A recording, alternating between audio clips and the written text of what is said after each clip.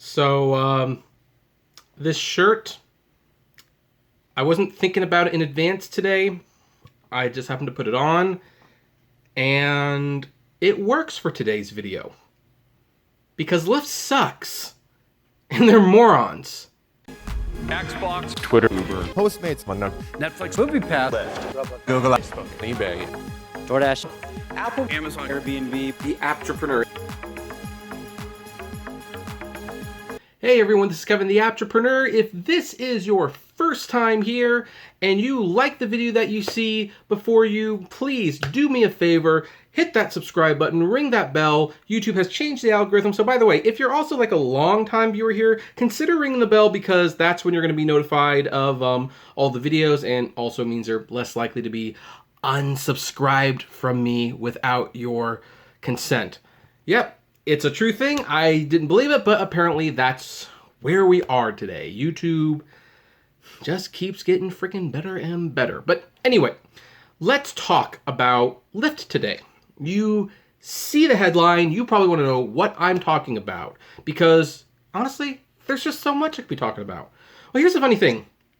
Before we talk about this, I want to take a trip down memory lane because before I filmed this, I was actually looking back on some of my earlier videos because I've been doing this almost 4 years now. We're coming up to the 4-year anniversary of the Apptrepreneur channel. It's kind of crazy to think that I have spent close to half a decade doing this. I never thought it would actually go anywhere. Like when I look back, it's amazing how different it was. I was not as confident at making videos. I was definitely a lot heavier around here, like by about 80 pounds worth. I mean, I could still lose a little bit, you know, I was really bad back then. The angle was bad. The audio was terrible because I didn't have a microphone back then. That's why. Obviously, I wasn't married. I just sat on the bed and put the Surface on on my lap, and the angle, everything about it was bad. Like, the videos have gotten at least competent recently. Maybe not great, but competent. But there's another difference I noticed in the videos back then. I liked Lyft. Like, a lot. I really liked Lyft. Granted, I had a few quibbles here and there with them, but Lyft was awesome back then, in my opinion. I mean, when Uber wasn't doing tips, Lyft was letting you tip. Lyft was the one who said, hey, we're going to show you a picture of the customer before you pick them up. Hey, we're going to have a little pink mustache to make it easy for people to find you. We're going to create the destination filter. We're going to raise the rates when Uber is lowering them. Like, or heck, we're going to even pay more. I mean, my goodness. Like, Lyft, and granted, you know, there are some things Uber did better. Like, Uber was a lot better at letting you know what the surge was and when it was actually taking place. But at one point, Lyft actually showed what their prime time was too. And now Lyft is actually, they seem worse than Uber. Like, they genuinely seem worse than Uber. Now, before I go any further, what I'm talking about, because I'm sure at this point you're like, okay, I've been watching like 4 minutes now. What are you talking about? Well, I'm talking about this. Lyft is making it so that drivers can no longer see what they are earning. And, well, I should take that back. I misinterpreted that. I misread that a little bit. They are not letting you see how much the riders paid for your trip. They're showing how much you made from the trip, but they're not showing how much the riders are paying. And this, I mean, first of all, I'm surprised it took this long. I am really honestly surprised it took this long for them to actually get around to doing this. I sensed this was coming at some point. I suspected Uber would do it first. But no, Lyft did it first. And by the way, Lyft also was the one who initiated like a 35 cents per mile pay, much lower than what Uber's doing. And they're essentially taking away their surge. It's almost impossible to get a surge because it doesn't exist. There's now the personal power zone, which everybody from here to the ends of the earth and even in Chicago hates. Like, when did they start to suck so much? When did they start to suck? You know, I'm kind of reminded of this Penny Arcade comic strip. And granted, it was about EA. But it was the CEO of EA, and he's talking about all the ways that the company has failed recently. And the last panel has always stood out because it's funny and it's kind of true. And man, I should find that comic and alter it to make it the Lyft CEO. And at one point he said, because keep in mind, Lyft is worse than Uber right now. They're far worse than Uber. And in this comic strip, he's like, look, you don't understand how tough my job is. I wake up early every morning and I don't go to bed until I've made some very poor decisions about this company. That's Lyft in a nutshell. Anyway, let's look at this. I wonder what they are hiding.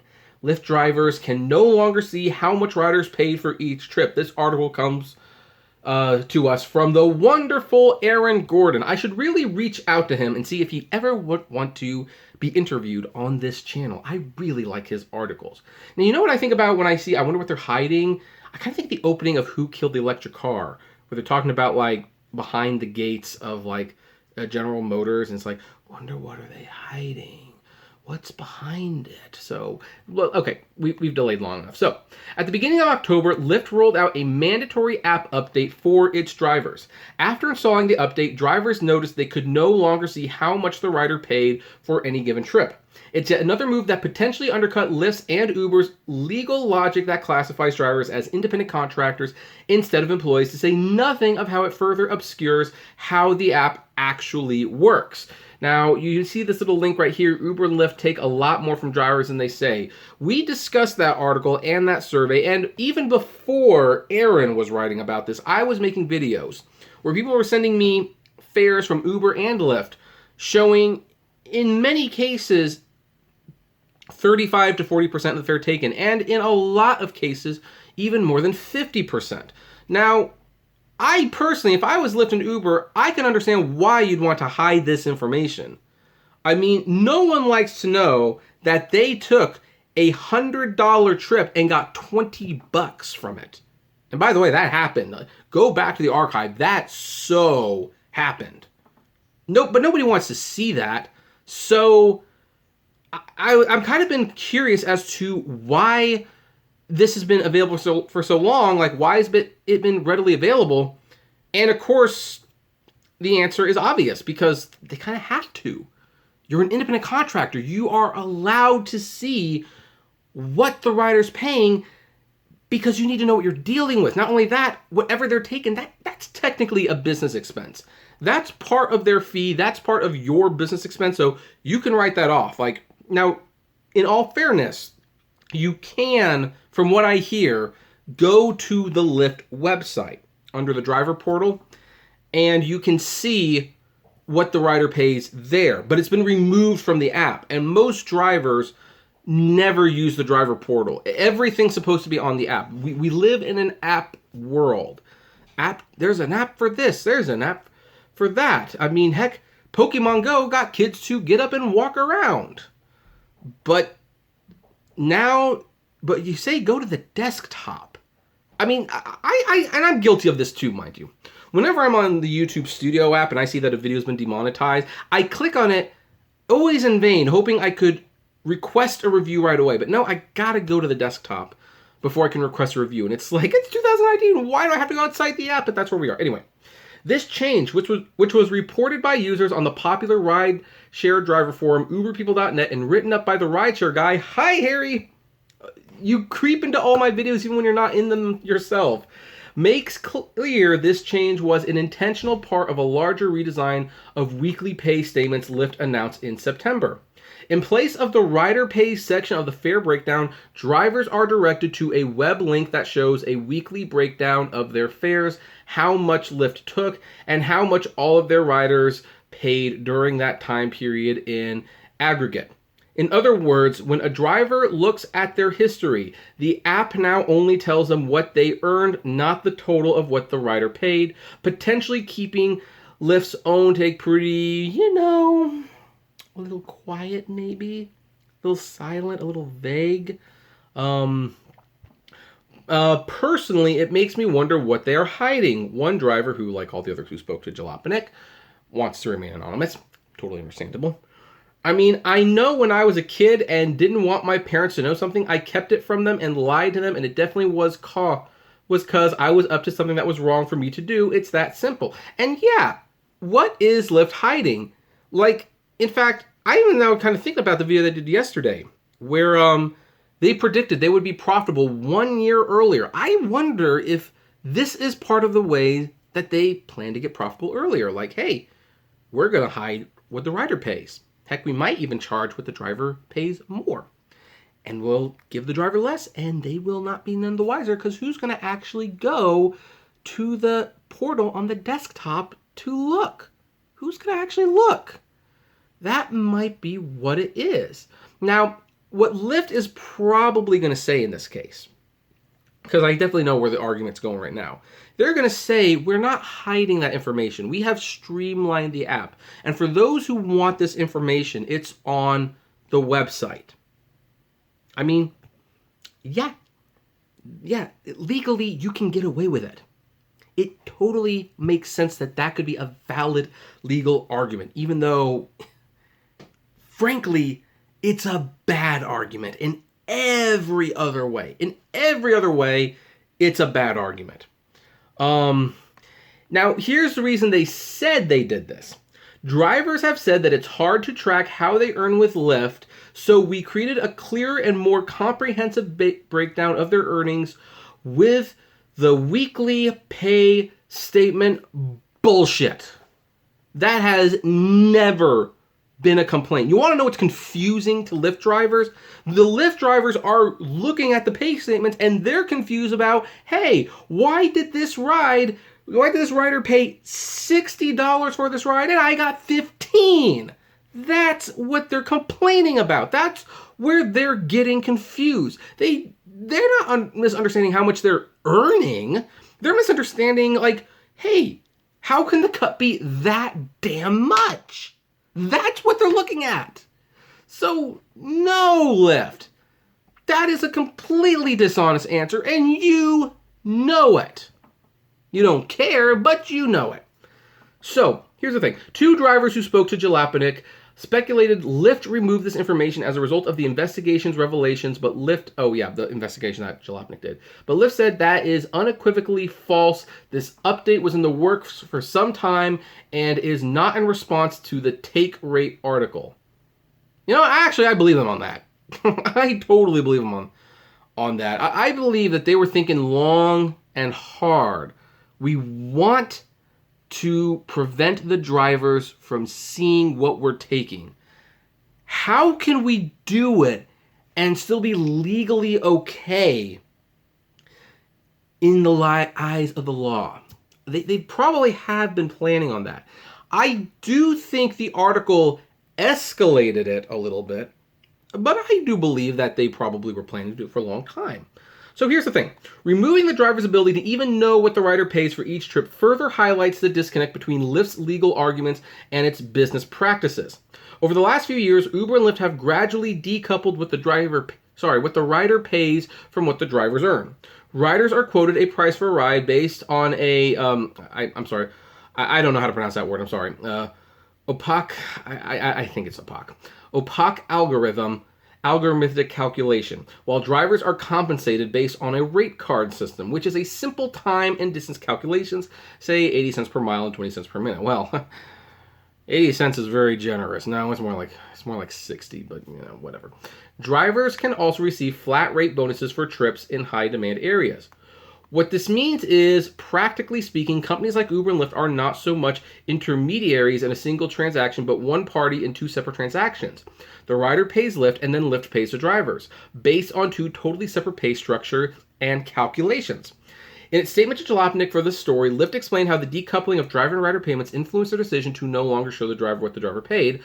Quote, because driver pay is decoupled from what a driver pays, we wanted to highlight aggregate earnings, content, and basic insights like total hours and booked hours, which can encourage drivers to rely less on individual ride details, which can be misleading, and more on the larger weekly earnings picture, aka they want you to drive more. They want you to drive more. That's what they want. And a lot of people will do it too. But as commentators at Uber People and the Rideshare Guys post on the subject point out, there is nothing stopping Lyft from providing both, except maybe human decency. Early this year, the National Labor Review Board's General Counsel issued an advice memo siding with Uber and Lyft's interpretation of the independent contract debate, but Marshall Steinbaum, an economist at the University of Utah who studies labor markets, said the removal of the rider's fare affects a key element of the National Labor Review Board's calculus on the subject. One of their criteria is, in Steinbaum's words, whether the workers are at risk of profit and loss, i.e., does their performance affect their revenue? It's hard to say it does if the worker doesn't know what the revenue is. Steinbaum went on to call it farcical that Lyft can simultaneously claim to be merely facilitating a bilateral transaction when drivers don't know what the platform is charging. And in some cases, the drivers still don't know. I mean, there's been some drivers who have had this information at their fingertips for a long time and have never even bothered to look. So they might not even recognize a change. So when asked about Steinbaum and Paul's comments, Lyft replied, we skipped one. Sanjuka Paul, a law professor at Wayne State University who specializes in antitrust law, agreed that this change was very interesting from a legal perspective. What kind of independent business isn't allowed to have access to its own business revenues by its software vendors? That's a good point. I mean, that would be like me selling on eBay. Like, let's just say I'm going to sell this on eBay, which this is on sale on eBay, by the way. $5 for the record. But what if I put it on eBay and I didn't get to dictate what it cost? What if I put it on eBay and eBay just charged the buyer whatever they want and they said, hey, congratulations, this sold, you get $2.75. But they got $16 because they charged almost $20 for it. Like, that wouldn't work. And in fact, heck, that would also be like not knowing what the fees eBay was going to charge is. Let's even take a step further. Let's say, okay, I can choose what I want to sell this for, but I don't know what eBay is going to charge in the fees. Well, I have charged more for certain items on eBay, knowing what the fees are going to be because I want to make a certain amount. And in fact, I usually overcharge because people usually make an offer that's a little bit less. So I have to be aware of all that. If eBay did not make that information available to me, then guess what? I'm not in control of my own business at that point. And neither are you if you're doing this for Lyft. So, and you're technically not for Uber because even though you can see what's being charged, you have no say in it. So, let's see here. When asked about Steinbaum and Paul's comments, Lyft replied, drivers still see these revenues on a weekly basis as the new weekly pay statement includes the weekly total amount riders paid, including all fees, taxes, and other pass-through costs. But you're still hiding it to a certain extent. At least some drivers say not being able to see what the rider paid will affect their revenue, or at least the thoroughness with which they can analyze their profitability. One veteran driver told Jalopnik that he used to look at every fare to see if the rider paid way more than he received. If that was the case, he would contact Lyft support and pursue fare adjustments. I mean, okay, that's an interesting comment. Let's say you get it on like the weekly basis. Let's just say that. On that weekly statement, does it show how much was taken out of each individual ride or just how much Lyft got in general? Because it was just in general, then you can't complain about an individual ride. You can't complain, hey, I got paid $10 for this ride and they paid $70. You can't complain about that because you don't see it. This is evil. This is sneaky and shady. I'd constantly get adjustments, the driver said. They'd apologize, they'd admit mistakes, they'd explain new Power Zone features and different rate card adjustments internally that were not debugged properly yet. They'd say sorry and compensate. I lose all of this now. Another driver said the change probably won't impact them on a day-to-day basis, but, quote, it's more a matter of curiosity and knowledge of the business I'm engaged in. Knowing is better than not knowing. Although the fact that this driver said that it won't impact them on a day-to-day basis means that they're... Look, I hate to say this. I hate to word it like this. I don't want to make the drivers the bad guys, but you are part of the problem at that point because you are driving blindly. Look, you say you want to know, but like when you clearly you know and you're not doing anything about it. So what makes them think that you would do anything about it not knowing? So, a few lost sympathy points for me there, I admit. And I will probably I mean, people will probably take that comment way out of context, but yeah. If you're driving like this and you're seeing how much is being taken, I don't know how you can't not care. In terms of either Uber or Lyft, I don't know how you can not care. So anyway, that's my thought. So anyway, my final thoughts on all of this. Pretty simple. Lyft is shady. Lyft is absolutely shady. And by the way, they're morons. They are such morons. AB5 just passed. There is real fear that this could go nationwide. And what's Lyft's response? They're giving the lawmakers reason to regulate them. Absolutely stupid. By the way, I'm going to make a prediction. I not only think Lyft will not be profitable by 2021, I believe Logan Green and John Zimmer, they're going to be gone. They are going to get the stock as high as they can. They are going to resign, and they are going to cash out. I think that's what's going to happen. I think they plan to cash out within 2 years because they probably see the writing on the wall, and they're doing this because they're going to charge riders more. They're therefore going to show less losses. The stock will go back up. Once the stock gets to a point where they are comfortable selling it, they are more than likely going to leave the company and sell the vast majority of stock, maybe keep just enough to stay on the board. Or maybe not. Maybe they'll just completely walk away scot-free. Hey, the WeWork CEO, he totally screwed that company up, and he's getting $1 billion+ payout while a lot of hardworking people are facing losing their jobs. I don't know what else to say about this. Anyway, what do all of you think? I know I was a little late talking about this, but I definitely want to talk about it, and I went on way longer than I thought I would. So anyway, what do all of you think about this? I'd love to know. Comment below, like, favorite, share, subscribe. If you enjoy my videos, consider becoming a Patreon member. It's totally optional, of course, but even as little as $1 a month goes a long way to helping the channel run smoothly, and you get access to my Patreon's exclusive blog.